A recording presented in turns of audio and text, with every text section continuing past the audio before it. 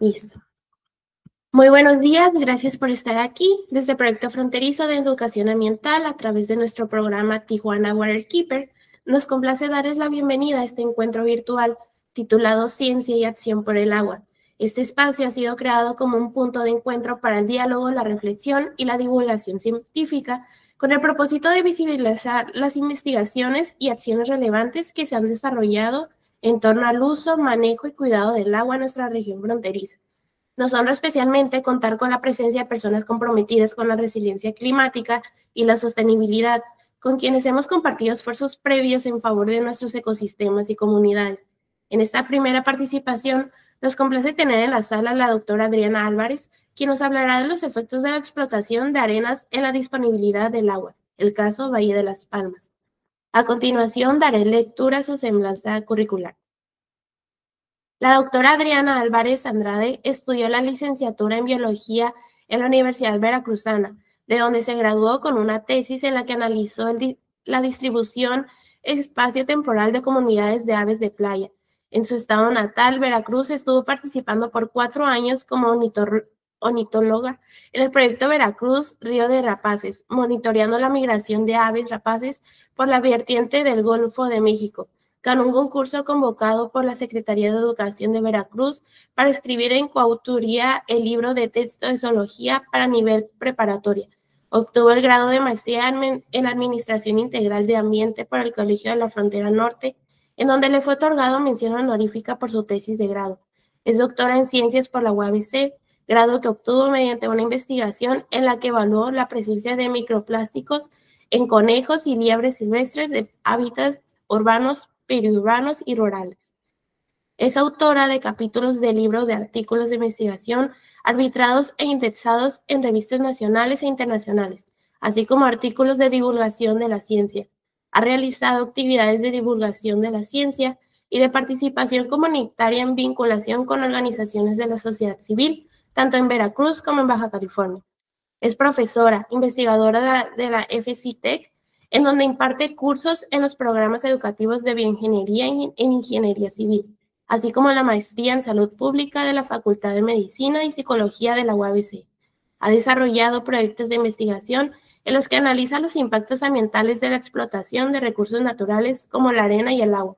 Actualmente desarrolla el proyecto de evaluación de la presencia de microplásticos en la disposición atmosférica del noroeste de Baja California, y también es miembro del grupo de trabajo Cali Baja Bioreg Plan 2030 como parte de la UAC Alianza MX-UABC, que tiene como propósito generar un plan de acciones concertado para hacer frente a la emergencia climática en la región. La doctora Adriana se ha involucrado en el activismo ambiental desde que era estudiante universitaria en Veracruz, en donde fundó 2 organizaciones de sociedad civil.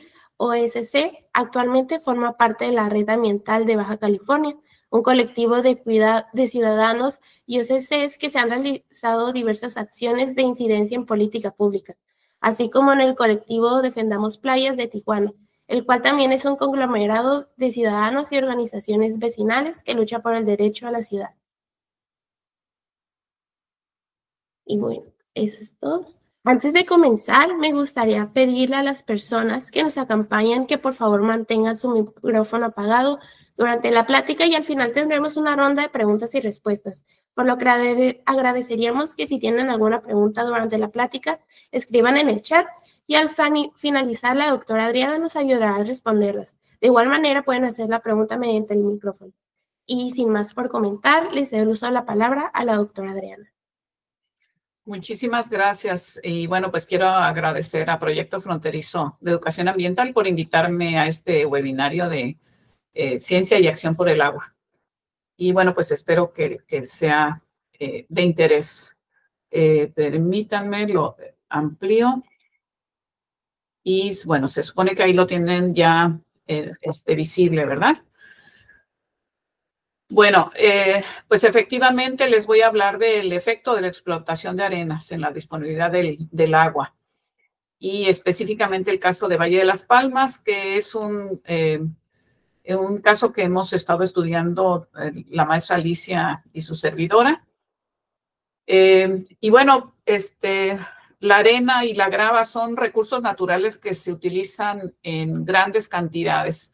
Principalmente sus usos son en la industria de la construcción, en donde aproximadamente el 43% de toda la arena y grava que se produce a nivel global se utiliza para el concreto hidráulico, que pues lo vemos en todas nuestras ciudades, ¿no?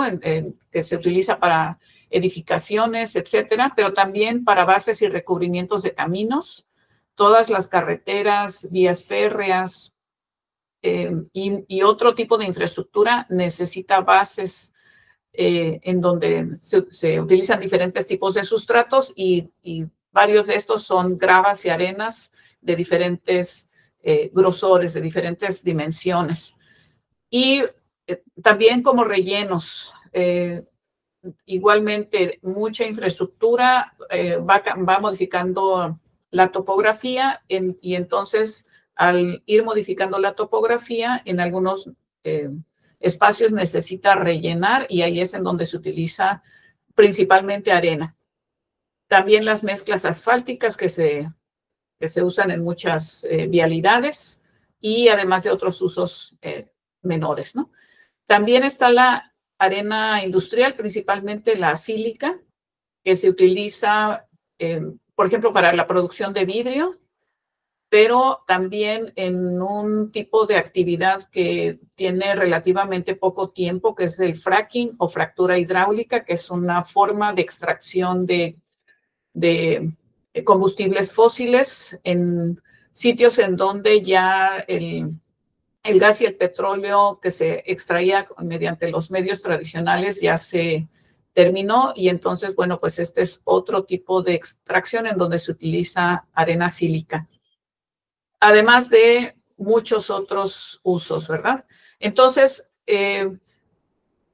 pues estos dos recursos, pero principalmente la arena, son el segundo recurso natural más usado después del agua a nivel global. Se calcula que aproximadamente 50 millones de toneladas al año entre estos dos recursos son los que se extraen a nivel global. Hay países que ya tienen escasez de arena. La arena se extrae de muchos sitios, se puede extraer de las costas. Hay países que están dragando mar adentro y de ahí extraen arena, pero también en los cauces de los ríos, que es el caso que yo les vengo a hablar, ¿no? Entonces, pues este es un problema muy, muy importante que afecta los cauces de los ríos. Como decía, es el segundo recurso más usado. De los cauces de ríos se consumen entre 25.9 y 29.6 billones de toneladas al año, superando a los combustibles fósiles y la biomasa en términos de peso. Y bueno, pues como les decía, pues voy a hablar específicamente de Valle de las Palmas. Y Valle de las Palmas una parte está en el municipio de Tecate y otra en el municipio de Tijuana. Y aquí dibujé con distintos colores los principales afluentes. El que está en rojo es el arroyo Las Palmas, pero está alimentado por el arroyo El Álamo y por el arroyo Las Calabazas. Y para que nos ubiquemos, bueno, pues el arroyo Las Palmas desemboca en la presa Belardo L. Rodríguez.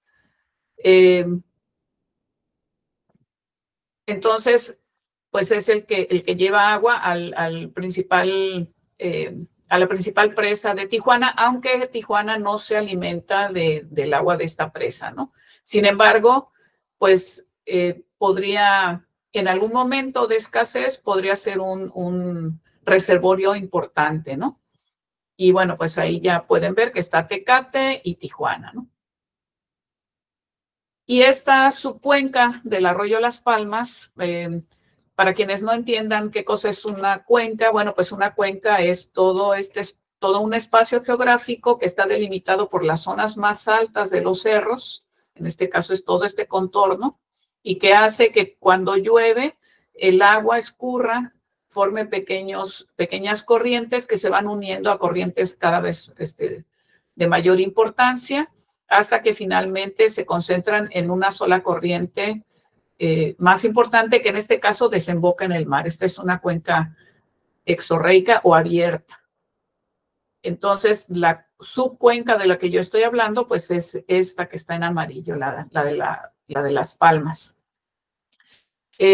La característica que tiene esta cuenca del río Tijuana es que 1/3 de la cuenca está del lado de Estados Unidos, más o menos por aquí atraviesa la frontera, y 2/3 están del lado mexicano, con sus partes más altas tanto en el norte como en el suroeste. Y esta subcuenca del arroyo Las Palmas, pues es una de las 4 subcuencas que recargan específicamente el río Tijuana, ¿no? De manera directa.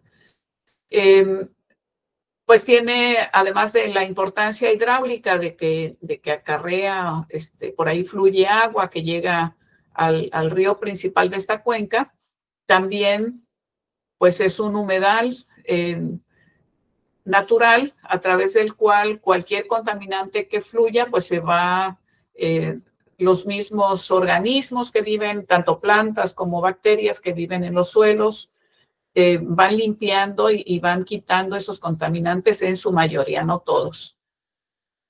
Y otro de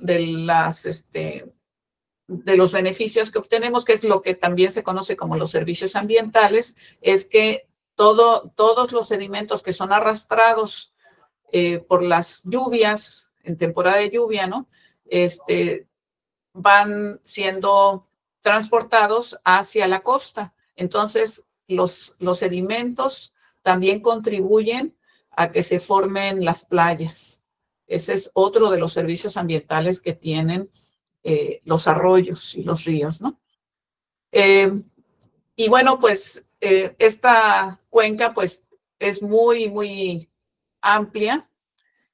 Así es que las condiciones climáticas varían de un lugar a otro. En las partes más bajas llueve alrededor de 150 milímetros al año y en las partes más altas llueve hasta 500 milímetros al año, por ejemplo, ¿no? En el caso de la subcuenca, si no mal recuerdo, llueve por ahí de 170 milímetros al año.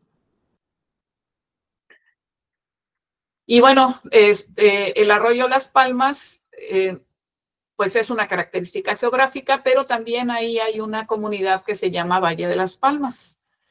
Es una colonia agrícola. Yo creo que siempre es importante tener en cuenta el aspecto social, ¿no? Cómo se formó, entender cómo eso dio origen a ciertos usos, tanto del territorio como del agua. Y bueno, pues esta zona en 1845 se dio, en propiedad como un rancho llamado Valle de las Palmas, y luego, pues mediante las políticas colonizadoras y de reparto de tierras que hubo después de la Revolución Mexicana, ya en el gobierno de Venustiano Carranza, en 1919 se funda la Colonia Federal Agrícola y Ganadera Valle de las Palmas, que tiene una extensión aproximadamente de 18,000 hectáreas. La mayor parte de esta superficie son cerros, pero pues una buena parte también es todo este valle que tiene, pues que al ser un valle fluvial, pues tiene buena cantidad los suelos tienen bastantes nutrientes por todo lo que implica el arrastre de los sedimentos de los arroyos, y por lo tanto, pues fue precisamente una de las características que dio origen a las actividades agrícolas y ganaderas en esa zona. Y bueno, pues Alicia y yo hemos hecho varios análisis, consultamos también literatura en donde se da cuenta de la minería en México y específicamente de grava y arena. Y además, la extracción de estos dos recursos en México se realiza únicamente mediante concesiones. Se solicita, quien quiera extraer arena y grava del cauce de un arroyo tiene que solicitar una concesión a la Comisión Nacional del Agua. Entonces nosotros hallamos a lo largo del arroyo Las Palmas que había 16 concesiones para la extracción de arena y grava. En otros países, las concesiones para extraer arena y grava siempre van a estar delimitadas o van a estar condicionadas más bien con base en el conocimiento de esas mismas subcuencas, ¿no? Para saber qué tanto sedimento es arrastrado durante las épocas de lluvias. Sabemos que los arroyos aquí en Baja California no son permanentes y que solamente se forman durante la época de lluvias. Entonces aquí sobre todo es muy importante tener estudios de balance sedimentario. Pero en México no existen estudios de balance sedimentario. Entonces en México se otorgan las concesiones para la extracción de arenas y gravas sin tener una línea base sobre la cual decidir cuánto se puede extraer, cuántas concesiones se pueden autorizar. Y entonces, pues todas estas 16 concesiones se otorgaron sin una idea de realmente cuánto se les debería de autorizar extraer. Y bueno, pues eso va a ser muy importante, como lo vamos a ver más adelante. Nosotros hemos hecho diversos estudios, aquí puse nada más portadas de 3 de nuestras publicaciones, y lo que hemos hallado a la fecha, aunque esto necesita actualizarse porque son datos de estudios que hicimos hasta 2017, calculamos que se extraen al menos cerca de 10 millones de metros cúbicos al año, nada más de arena, ¿no? Nosotros no contabilizamos la grava porque el principal recurso que se extrae en el arroyo Las Palmas, en el Valle de Las Palmas, es principalmente arena. Sí se saca también grava, pero no, eso no lo contabilizamos. También contabilizamos el número de tolvas, la cantidad de tractocamiones que pasaban por lo que hicimos, fue un conteo, ¿no? De cuántos tractocamiones pasaban por el sitio donde estuvimos haciendo el monitoreo. Y 42% de los automotores, pues eran, pues de los que cargan más. Obviamente, los transportistas tratan de tener mayor eficiencia, tener tractocamiones lo más grandes que se pueda para transportar la mayor cantidad, ¿no? Entonces cargan entre 22 y 60 metros cúbicos, lo que equivale más o menos a entre 33 y 90 toneladas. En uno de los estudios también incluso calculamos las emisiones de dióxido de carbono que representa este transporte de este recurso natural, ¿no? Entonces, estimamos que aproximadamente emiten 77.67 kilos de dióxido de carbono en los viajes de ida y vuelta a una estación de transferencia que está en el Alamar. Y bueno, pues en este ejercicio de tratar de calcular los volúmenes y también las emisiones de dióxido de carbono, pues más o menos calculamos el flujo de tránsito, es decir, el número de tractocamiones, tanto diarios como en la jornada semanal y mensual. Y bueno, pues estimamos un anual de aproximadamente 28,000 tractocamiones al mes extrayendo, decíamos, entre 22 y 60 metros cúbicos de arena, cada uno, ¿no? Y bueno, pues estos son los cálculos de las emisiones de dióxido de carbono que ya les había comentado, ¿no? En términos de cuánto es en volumen de combustible y de kilogramos de dióxido de carbono. Y bueno, pues en uno de los estudios también lo que hicimos fue comparar los resolutivos de impacto ambiental mediante los cuales les autorizaron las evaluaciones de impacto ambiental a las empresas que solicitaron concesiones y que están obligadas a presentar estudios de impacto ambiental, tanto en eso como en los títulos de concesión, en donde se establece cuál es la cantidad, el volumen que tienen autorizado para extraer, ¿no? Y bueno, pues lo comparamos eso con la cantidad que nosotros estimamos, como tenemos como en la concesión en el registro público del agua, uno puede saber cuál es la ubicación geográfica de la concesión. Entonces, nosotros también pudimos evaluar, calcular, estimar más bien, cuáles son los volúmenes que están extrayendo, ¿no? Entonces, eso lo comparamos con lo que oficialmente tienen concesionado, y en 6 de las concesiones que nosotros analizamos, pues en todos los casos, con excepción de uno, estaban sobrepasando los volúmenes que tenían autorizados. Otra de las cosas que también aparece en los resolutivos como una de las condicionantes es la superficie a afectar. También establecen cuál es la superficie máxima que pueden afectar mediante las excavaciones.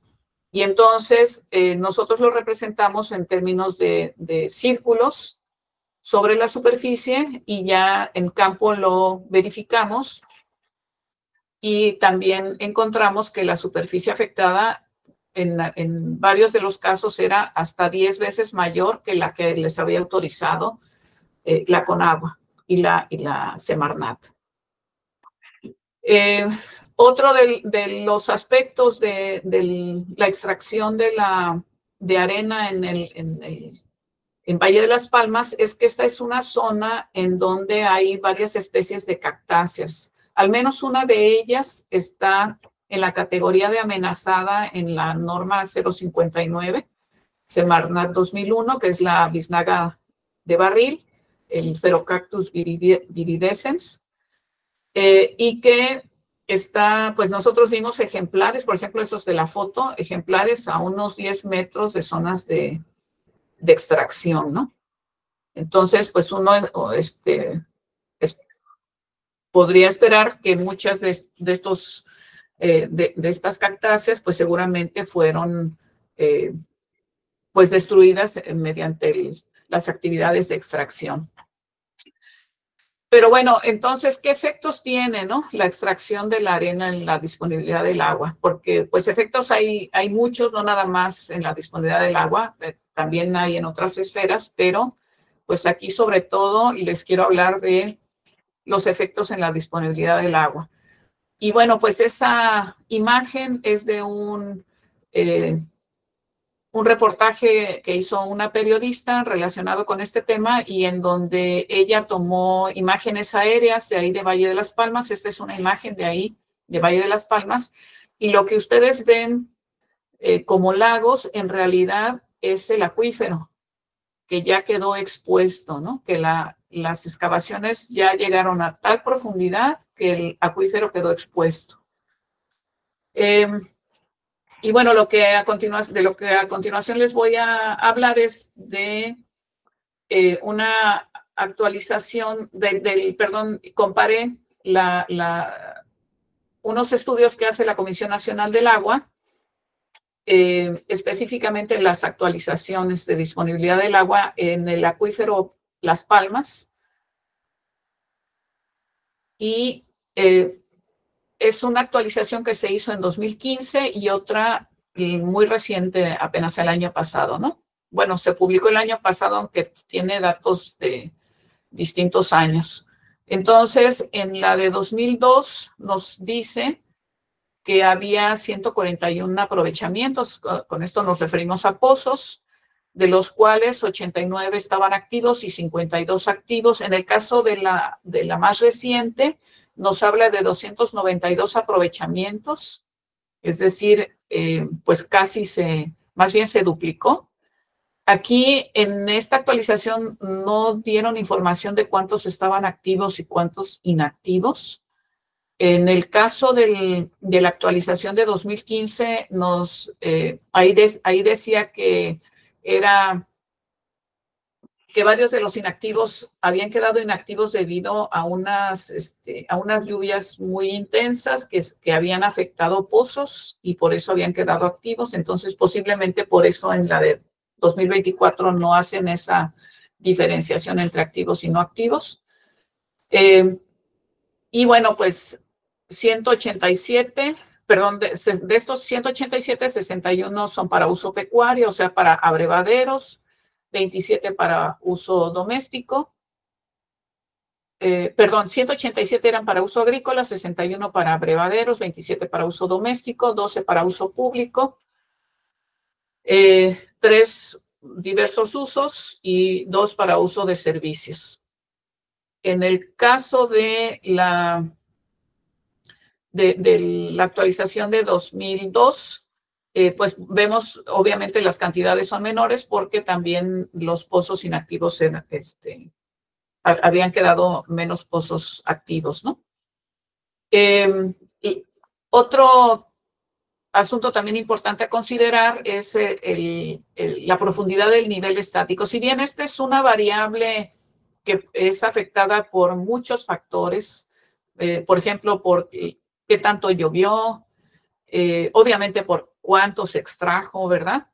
Qué tanta agua que se utilizó para riego también pues se infiltró, puede ser otro de los factores, pero bueno, en la actualización de 2015 nos dice que en 1997 los valores eran de 3 metros, el nivel estático es a qué profundidad se encuentra la superficie del acuífero, ¿no?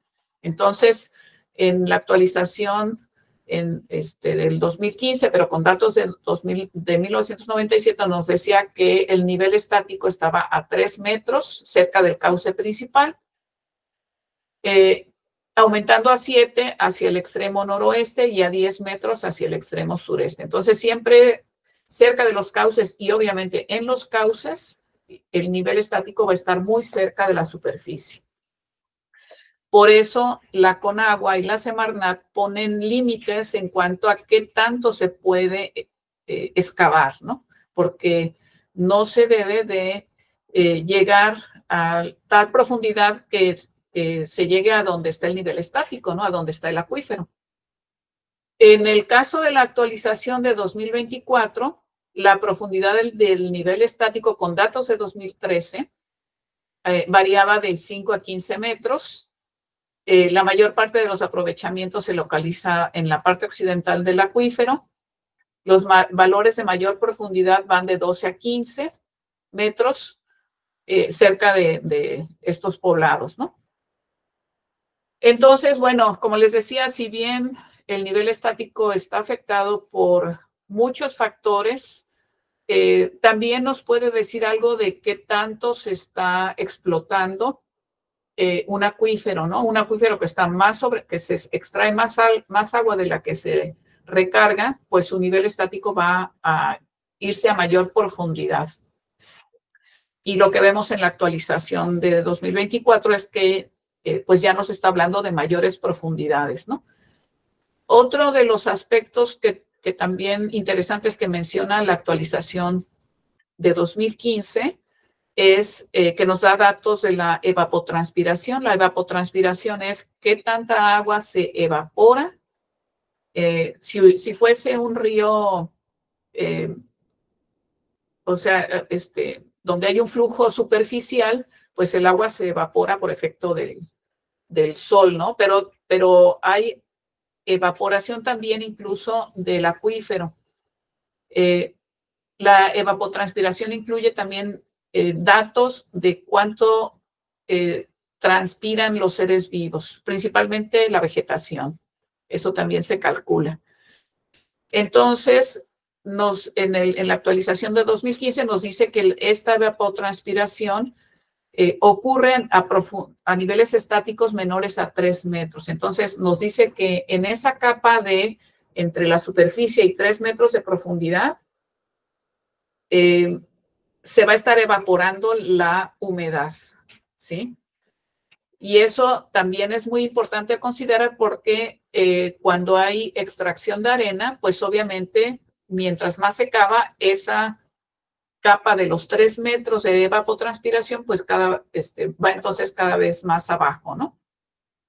Y en el caso de la actualización de 2015, nos dice que la extracción media anual en esa época era de casi 8 millones de metros cúbicos, mientras que en la de 2024 la extracción calculada era de 10.4. Entonces ya había aumentado el volumen de extracción.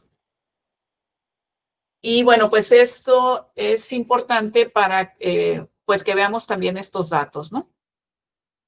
Estas actualizaciones de la disponibilidad de agua las hace la Conagua para determinar si hay posibilidades de otorgar más concesiones para la extracción de agua, en este caso de un acuífero, ¿no? Porque pues no hay un río superficial permanente, entonces del acuífero. Y sobre la base de estas actualizaciones es que la Conagua toma estas decisiones, ¿no? Entonces, en la actualización de 2015 nos decía que había un déficit. Esta es la fórmula con base en la cual calculan la disponibilidad media anual de agua subterránea. Obviamente, para calcular cada uno de los elementos, la recarga total media anual, la descarga natural comprometida y la extracción de aguas subterráneas, pues hacen otros cálculos, pero a grosso modo, estos son los datos que el mismo documento otorga, ¿no? Y entonces, en la actualización de 2015 nos decía que había un déficit de casi 3.5 millones de metros cúbicos, es decir, que se estaba extrayendo más agua, casi 3.5 millones se estaban extrayendo más de lo que se recargaba. ¿Y cómo se recarga el acuífero? Principalmente la lluvia, ¿no? Principalmente la lluvia y la escorrentía que venga de cuenca arriba. Y bueno, sí, también el riego agrícola, el agua en exceso que ya no aprovecharon las plantas y que se infiltra y se va hacia el acuífero. Pero principalmente va a ser la lluvia, ¿no? Entonces, en esa actualización de 2015 nos estaba hablando de un déficit de 3.5 millones de metros cúbicos. En cambio, en la actualización de 2024 nos dicen que hay un superávit, un excedente de 824,781 metros cúbicos al año. Esa es la disponibilidad y que por lo tanto se pueden dar concesiones, ¿no? Bueno, eso no lo dice el documento, pero si hay superávit, pues entonces la Conagua va a dar concesiones. Y lo que me llamó la atención es esta parte donde en la actualización de 2024 pues aparece en 0. Bueno, aquí nada más una nota. En la actualización de 2015 todos los datos nos los daban en millones de metros cúbicos y aquí nos los dan en otra unidad que son hectómetros cúbicos. Pero bueno, es lo de menos. Y aquí nos dice que ya no hay descarga natural comprometida. La descarga natural comprometida son las concesiones que se otorgaban sobre manantiales, agua superficial y caudal ecológico. Hasta donde yo sé, aquí no hay concesiones para caudal ecológico, no se aparta agua, por así decirlo, para el propio ecosistema. Dudo que hayan dado concesiones para agua superficial porque pues no es un arroyo permanente. Posiblemente sí había manantiales. Eso sí hay posibilidades de que haya habido manantiales y para eso se hayan dado concesiones y posiblemente de ahí provenían estos 3.5 millones de metros cúbicos que se daban, que estaban disponibles y que estaban concesionados según la actualización de 2015. Entonces, como aquí aparece en 0, si bien aumentó la extracción de aguas subterráneas, aumentó la recarga total media, perdón, sí, según esto, aumentó la recarga total media anual, y por eso supuestamente hay un superávit, ¿no? Hay que entender que los acuíferos son algo muy dinámico, ¿no? Entonces no es algo que sepamos cuánto volumen hay, porque siempre va a estar sujeto a cuánto llueve, obviamente cuánto se extrae, va a estar sujeto al clima, porque como ya les decía, la evapotranspiración afecta la capa de los primeros 3 metros. Entonces, por ejemplo, con el cambio climático, pues se espera también que los acuíferos tengan mayor evapotranspiración, ¿no? Las zonas en donde hay acuíferos tengan mayores niveles de evapotranspiración. Entonces, bueno, todos estos datos es importante tenerlos en cuenta porque la extracción de arena tiene, pues, efectos muy importantes en la disponibilidad del agua, en el ciclo del agua en sí, ¿no? La arena que se está extrayendo para todos estos usos que ya les platicaba al inicio, tiene funciones muy importantes en los ecosistemas fluviales. A final de cuentas, son una esponja, son espacios porosos con granos de distintas dimensiones y en donde, por lo mismo de que son tan porosos, es muy fácil que el agua se infiltre, ¿no? Y entonces permita que quede en residencia temporal en lo que se infiltra a menor velocidad en sustratos menos porosos. Por lo tanto, pues ayuda a la recarga de aguas subterráneas. Permite que se filtre fácilmente hacia abajo porque le da este tiempo, ¿no? a que quede contenida esta agua dentro de esta esponja porosa y entonces se vaya infiltrando lentamente. Protege contra la evapotranspiración. Como les decía, el clima va a estar afectando una capa bastante gruesa del sustrato y si se excava, pues esta capa pues va a ser cada vez más profunda hasta estar demasiado cerca del acuífero o incluso, pues como ya vimos en el caso de Valle de las Palmas, pues se están dejando expuesto completamente el acuífero, ¿no? Y bueno, pues también otra razón por la que la arena tiene mucha importancia en el ciclo del agua es que las aguas, si bien vienen arrastrando sedimentos con muchos nutrientes, también por efecto de las actividades humanas, también vienen arrastrando muchas impurezas, vienen arrastrando contaminantes. Y la arena, perdón, también ayuda a que haya un proceso de filtración natural y que entre este sustrato arenoso puedan desarrollarse comunidades bacterianas, puedan infiltrarse raíces de plantas que van limpiando, van absorbiendo estos contaminantes, los van transformando y entonces pues el río y el agua se vaya limpiando, ¿no? Entonces, pues es muy importante pues esta capa de arena que hay en los arroyos. Entonces, bueno, pues ¿por qué es importante que haya un control en el aprovechamiento de gravas y arenas, específicamente en la subcuenca del arroyo Las Palmas? La arena y la grava siempre la vamos a necesitar. Son un recurso, como ya veíamos, es el segundo recurso más usado a nivel global, porque lo utilizamos para todo. Toda construcción siempre va a requerir arena y grava. Entonces necesitamos usar de manera eficiente y de manera integral ese recurso para que sigamos teniendo disponibilidad. Como les decía, ya hay países que se acabaron sus arenas, que ya se acabaron sus playas porque sobreexplotaron la arena, ¿no? Y con el cambio climático, además, pues no tenemos seguridad de qué tanto flujo vaya a seguir habiendo en los ríos, ¿no? Y que, por lo tanto, sigan arrastrando sedimentos. También es muy importante asegurar la recarga de los mantos acuíferos y evitar su evaporación y su contaminación. Cuidar la calidad del aire en las zonas de extracción también es otra de las razones, ¿no? esta actividad extractiva genera muchísimas partículas suspendidas, mucho polvo. También porque es importante mantener el aporte terrígeno hacia la parte baja de la cuenca y a las costas, toda esta parte de la alimentación de las playas. Por ejemplo, en el caso de la cuenca del río Tijuana, el que el río Tijuana esté canalizado ha disminuido el aporte de sedimentos hacia la zona costera.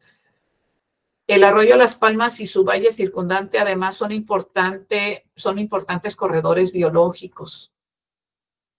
Hay no solamente especies como la que les mostraba, hay mucha vegetación, hay muchas especies endémicas en el noroeste de Baja California. Somos parte de la zona de clima mediterráneo, así es que esta zona tiene particularidades ambientales muy importantes que hacen que haya muchas especies que no hay en ningún otro lugar, y sin embargo, pues este tipo de actividades extractivas, sobre todo en estos niveles de sobreexplotación, pues tienen un efecto muy importante en las comunidades de flora y fauna.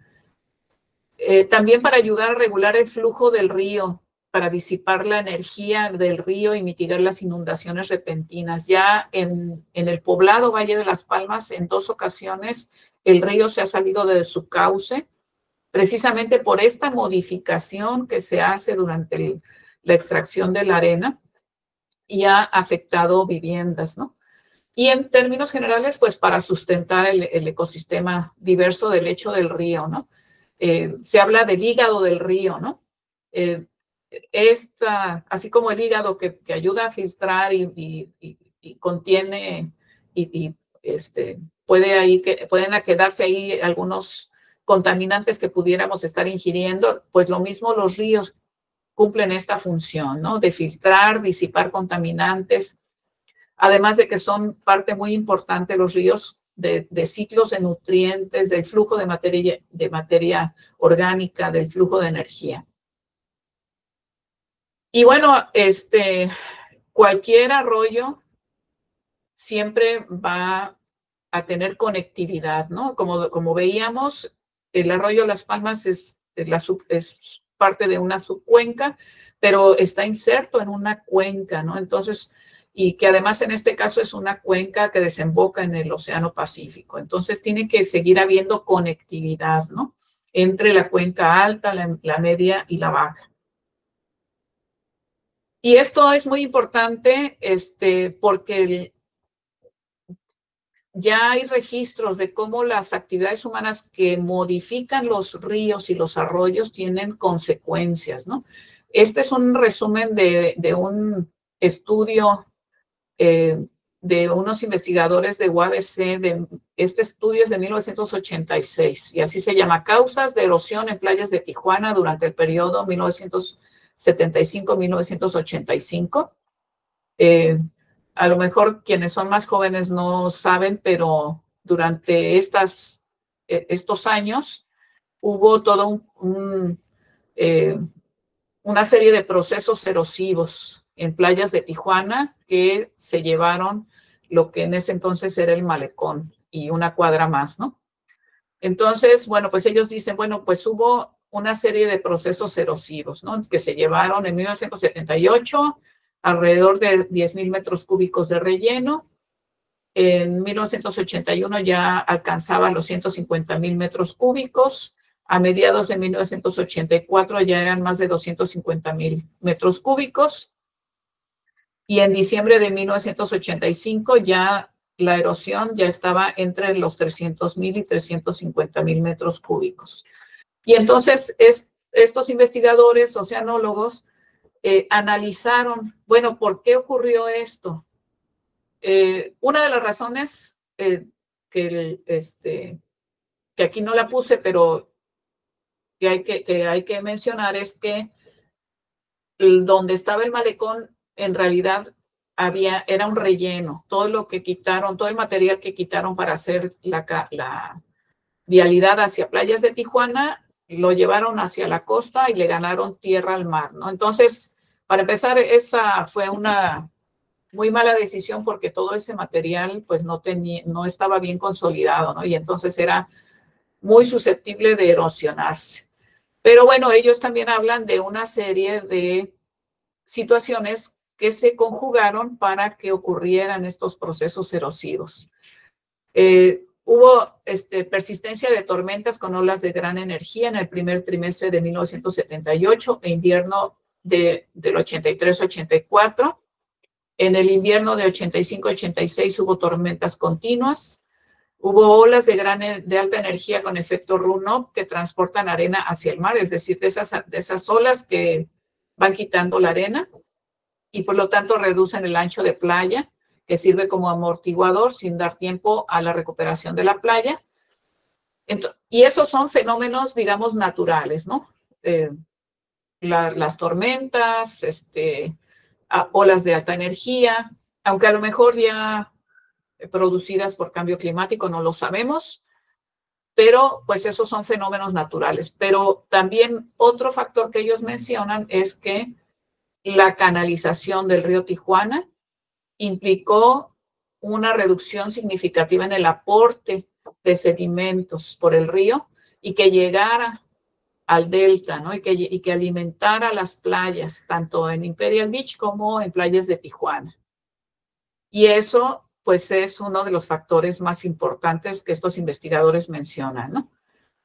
Entonces, pues esto nada más como para dar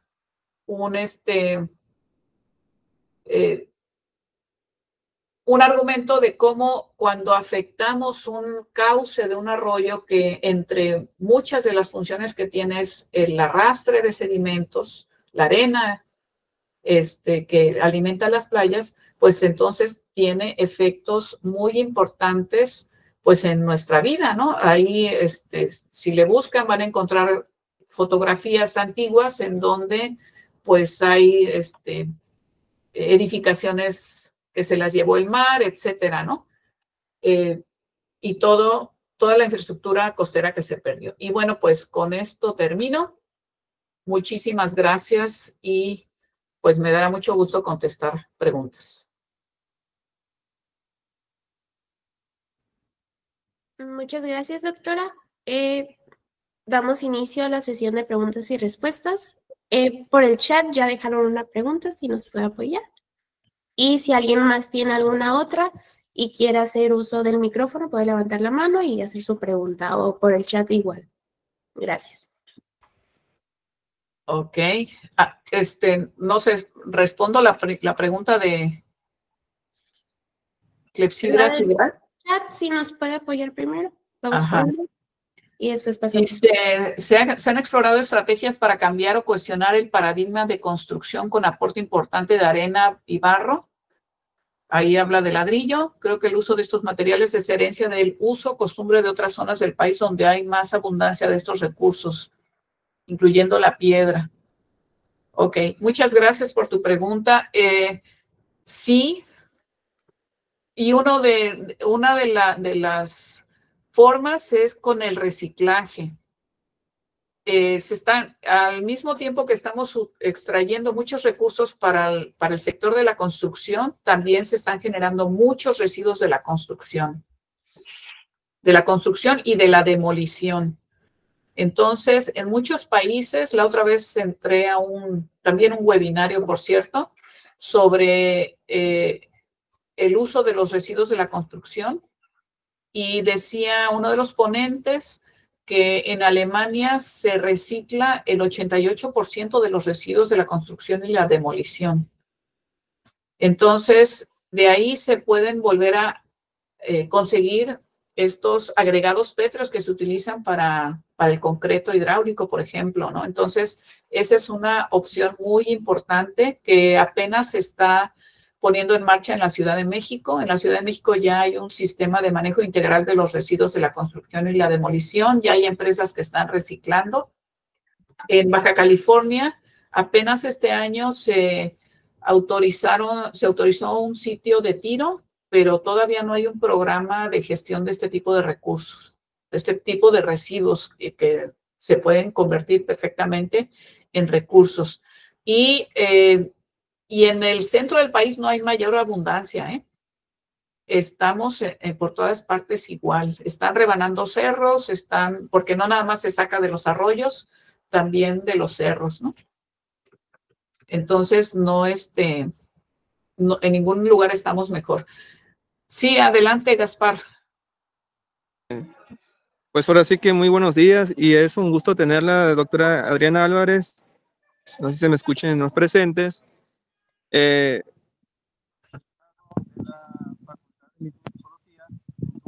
Tuve, estoy haciendo licenciatura en Derecho por la misma Facultad de Derecho de Tijuana.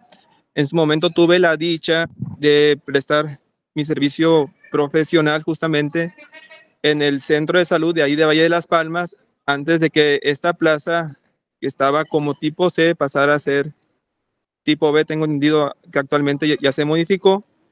En su momento me tocó observar justamente el fenómeno de la extracción justamente de la arena y cómo justamente en la parte que comunica lo que es San Pedro con la comunidad de Valle de las Palmas estaba obstruida esa vialidad por el paso de estos camiones, y me tocó observar el fenómeno en su momento también de que los árboles que estaban alrededor del camino se estaban secando. Entonces, ¿cómo era posible que una comunidad agrícola en sí no tuviera como mera actividad económica la agricultura, dado que era muy evidente que había una erosión del subsuelo y este subsuelo a su vez estaba siendo rellenado por escombros, y lo que de alguna manera había tierras cultivables, de alguna forma ya no estaban siendo formas de cultivo. Muchos de esos plantíos que había de aceituna pues se secaron, muchos de esos pozos ya no producían, eran unos cuantos agricultores los que se habían beneficiado porque se desvió el cauce de esa cuenca, tal cual que solamente unos cuantos tenían ese acceso al agua. Y me tocó en su momento cuestionar al delegado, ¿no? Fue en el 2020 y le pregunté que si por qué se estaba extrayendo justamente la arena, dado que esto repercutía negativamente a la salud, y me remonto en lo que es sociología médica y salud pública con la teoría ecológica. Entonces, cómo el medio ambiente genera un efecto negativo sobre el huésped y sobre la traslocación, en estos casos de los microorganismos, sobre todo de las bacterias que pueden ser benéficas, y sobre todo de los organismos mucho más complejos que se ven beneficiados también de estas bacterias. Y me dijo el delegado de una manera muy sutil: ¿sabes qué? Usted observe, cállese y haga su trabajo como médico pasante. Pues de ese momento dije, ¿sabes qué? Es un consentimiento terriblemente viciado, que el delegado, como primera figura que debería ser el representante, no lo hizo, y había una estela justamente de concesiones que estaban terriblemente con vicios, válgame el consentimiento, y que de alguna manera estaban haciendo que muchas de esas tierras pues estaban perdiendo su esencia. Entonces es aquí donde entra el derecho social en la protección, no solamente de que la tierra se destine para lo que es, sino que también se preserve en su esencia estos derechos a la alimentación, a la salud, sí, y al libre desarrollo. Aquí mi pregunta es, porque veo que esta investigación en sí lleva años y que desafortunadamente no se ha divulgado, también porque hay mucha obstrucción a la hora de difundirlo, porque hay intereses corporativos de por medio que se ven muchísimo beneficiados. ¿Han propuesto algún modelo de desarrollo sustentable en esta zona, dado que la agricultura ya está dejando de ser justamente una fuente de ingresos? Esa sí, es mi pregunta. Efectivamente, la sobreexplotación del acuífero, en conjunto con este asunto de que seguramente se está perdiendo mucho volumen de agua por evapotranspiración, porque ya vieron la imagen del acuífero expuesto, y eso combinado con la crisis del campo, pues está haciendo que muchos agricultores pues ya no se dediquen a la agricultura y en cambio renten sus tierras o ellos mismos también se involucren en la extracción de arena. Híjole, pues una solución es complicada, pero se tiene que hacer, ¿no? Por parte de aquí de nuestra facultad, ahorita estamos llevando a cabo un proyecto precisamente relacionado con la promoción de la gestión de los residuos de la construcción y la demolición, para tratar de empujar tanto a través de la Cámara de la Industria de la Construcción como del Ayuntamiento de Tecate y de Tijuana, que pues ya pongan manos a la obra para un programa de gestión de este tipo de residuos y que esto ya comience a incidir en la cantidad de arena y grava que se extrae. Sin embargo, la arena y la grava, sobre todo la arena que se extrae en Valle de las Palmas, no se utiliza en su mayoría para el mercado local, se utiliza para la exportación. Entonces, ahí es donde está lo complicado. Voy a pasar a la siguiente pregunta. Delia dice, ¿se ha dado alguna intervención por parte del gobierno para reducir la incidencia de las operaciones de extracción del Valle de las Palmas? Bueno, como les mostraba en una de las gráficas y las fotografías, los concesionarios están extrayendo más de lo autorizado, afectando más área de la autorizada, no cumpliendo con la condición de no...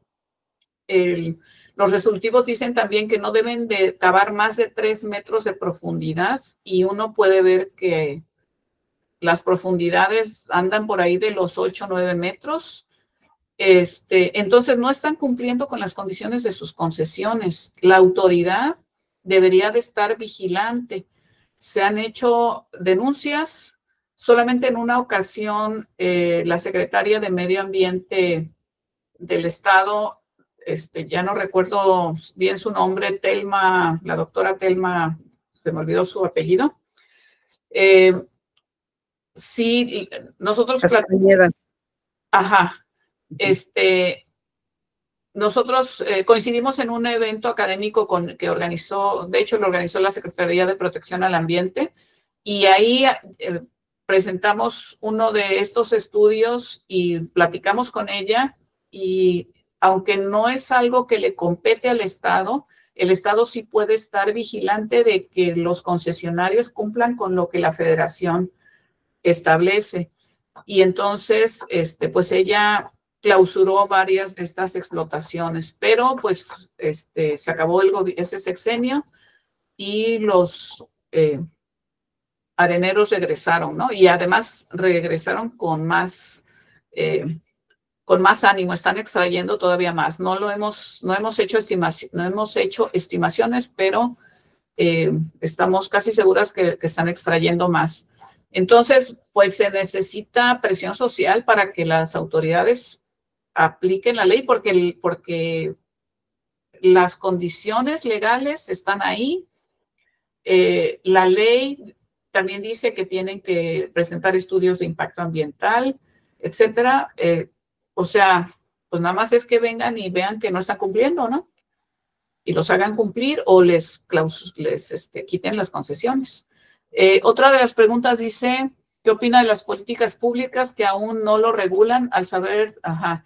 Bueno, por una parte está, en el caso de las extracciones en arroyos, le compete a la Federación, digamos que hay políticas públicas, ¿no? Más o menos, pero debe de haber este asunto de otorgar concesiones tiene que ser sobre bases científicas, ¿no? Sobre estudios de balance de sedimentos, en donde se sepa cuántos sedimentos se van a estar recuperando y no nada más dar las concesiones así como así, ¿no? Entonces, pues esa sería una de las propuestas. La otra es que otras entidades federativas ya tienen normas técnicas en donde establecen cómo se debe de hacer la explotación de arenas y gravas. En Baja California no existe, entonces cualquier persona pide un permiso y se pone a rebanar cerros, ¿no? Y lo mismo debe haber también normas técnicas para la extracción de arenas y gravas de los arroyos. Luego dice, Lauri dice, ¿cómo puede participar la ciudadanía para promover que las autoridades tomen medidas para prevenir las repercusiones de la extracción de grava, como las... Ajá. Híjole, pues yo creo que siempre estar haciendo uso de los mismos instrumentos que ofrece, que están establecidos en las políticas públicas, las denuncias, si ustedes son testigos de que algo está ocurriendo y lo pueden denunciar, por favor, denuncien, ¿no? Y eso aplica para cualquier ámbito. Y la otra es que participemos a nivel comunitario, así específicamente para esto, pues solamente si uno se topa con alguno de los funcionarios que son responsables y pues exigirles, ¿no? Armando dice, ¿qué opina de la restauración ecológica como un instrumento de mitigación de la erosión hidrológica? Pues se puede hacer, ajá, sí se puede hacer, pero de nada sirve si no se detiene la sobreexplotación. Entonces, tiene que ir emparejado una cosa con la otra, ¿no? Laura también vuelve a preguntar, ¿cuál consideras que sería el papel de la ciudadanía para contribuir a la prevención de estas graves repercusiones por la extracción de arena? Bueno, cuando ya esté funcionando el sitio de tiro, yo creo que muchos de nosotros siempre, no siempre, pero de vez en cuando generamos residuos de la construcción, cuando se hacen remodelaciones en las casas, por ejemplo, ¿no?